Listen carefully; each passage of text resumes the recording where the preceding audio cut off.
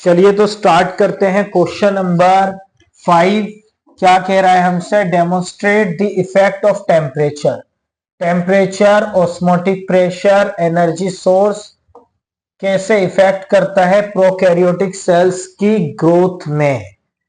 ठीक है, these are the environmental conditions जिससे हमारी सेल्स की ग्रोथ में काफी चेंजेस आ सकते हैं।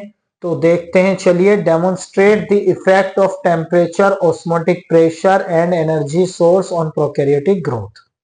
तो prokaryotic growth is the influenced by various environment factor including the temperature, osmotic pressure and availability of energy.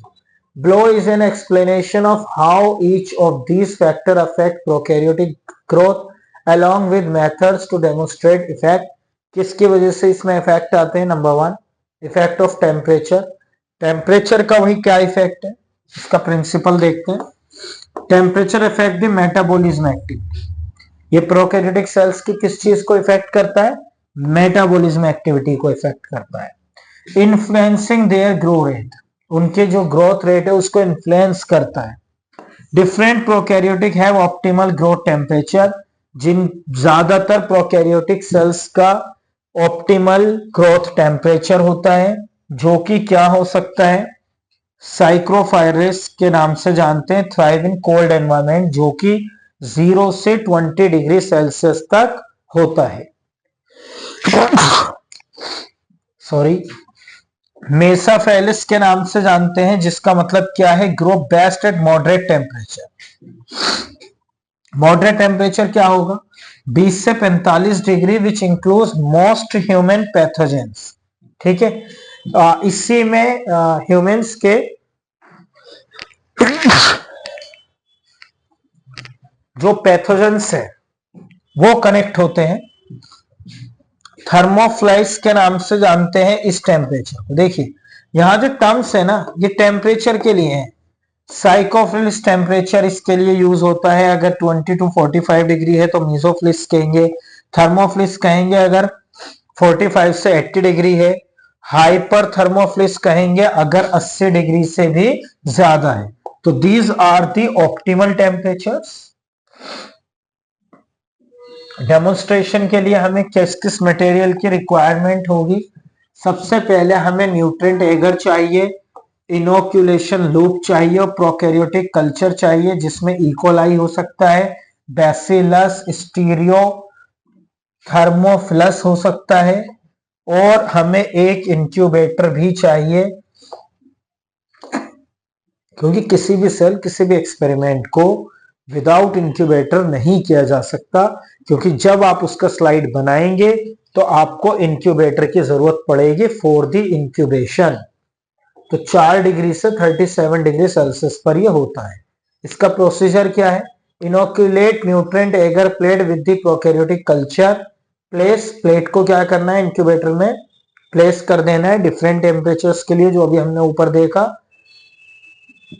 24 से 48 घंटे का वेट करेंगे। ठीक है, उसके बाद observe the growth of the culture on the plate, फिर उसके बाद उसको ऑब्जर्व करेंगे।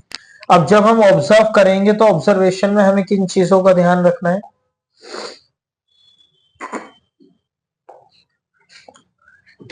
Growth will very based on the temperature, for instance E coli. अब mesophile will grow well at 37 degree but not at 4 degree to 60 degree Celsius. Bacillus में क्या होता है? हमें ऑब्जर्व करना है कि भाई जो हमारा इकोलाई है उसके लिए हमें इस टेम्परेचर पर ऑब्जर्व करना है, इस पर और इस पर नहीं। और अगर हमारा बैसिलस है तो थर्मोफाइल वाला टेम्परेचर जो हमने ऊपर पढ़ा है उस पर देखेंगे। नंबर 2, ऑस्मोटिक प्रेशर का इस पर क्या इफेक्ट होता है? प्रिंसिपल देखते हैं। Osmotic pressure influence the movement of water across cell membrane which can affect cell integrity and growth. Prokaryotes have different tolerance to osmotic pressure.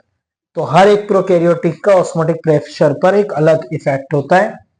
हेलोफ्लिस पर ये पता चलते हैं, इसके लिए हमें हाई सोल्ट कंसंट्रेशन की जरूरत होती है फॉर द ग्रोथ। नॉन हेलोफिल्स के लिए क्या करेंगे? Can not tolerate high temperature. जो हेलोफाइल्स हैं वो तो टॉलरेट कर लेंगे, नॉन हेलोफाइल्स टॉलरेट नहीं कर सकते, यानी झेल नहीं सकते।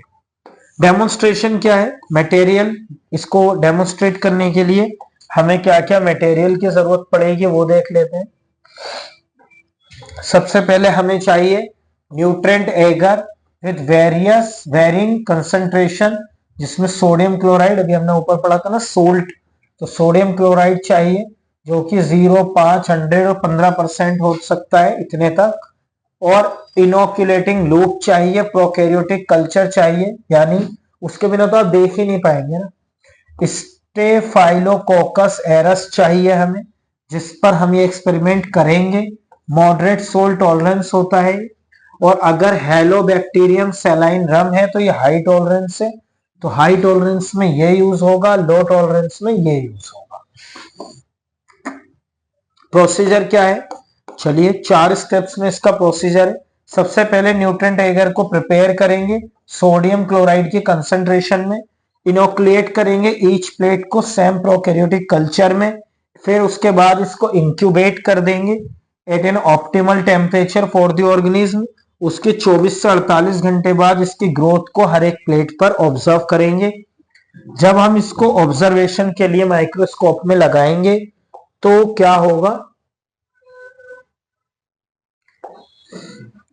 Growth will very with the osmotic pressure. OP के साथ जो उसकी ग्रोथ है वो वेरी कर जाएगी, कम और ज्यादा हो सकती है। स्टेफिलोकोकस एरस में ग्रो विल बी मॉडरेट। अगर हम इसको चेक करेंगे, इस बैक्टीरिया को, इस माइक्रोस्कोपिक ऑर्गेनिज्म को, तो जो ग्रोथ है वो मॉडरेट होगी सोल्ट कंसंट्रेशन में, but not at very high concentration. अगर हम हेलोबैक्टीरियम सैलाइन रम को चेक करेंगे तो जो ग्रो है वो वेल हाई सोल्ट कंसंट्रेशन में ग्रोथ ज्यादा हो सकती है या वेरी कर सकती है। अब देखते हैं भाई एनर्जी का क्या इफेक्ट पड़ता है हमारे प्रोकैरियोट में, तो इसका प्रिंसिपल देख लेते हैं।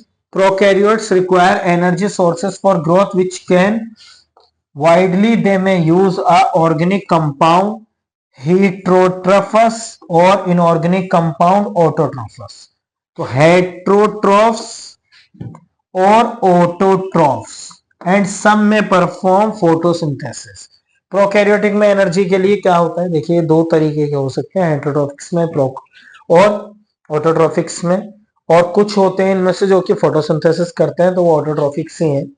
ठीक है, इसको डेमोन्स्ट्रेट करने के लिए हमें क्या क्या मटेरियल की जरूरत पड़ेगी ये देखते हैं।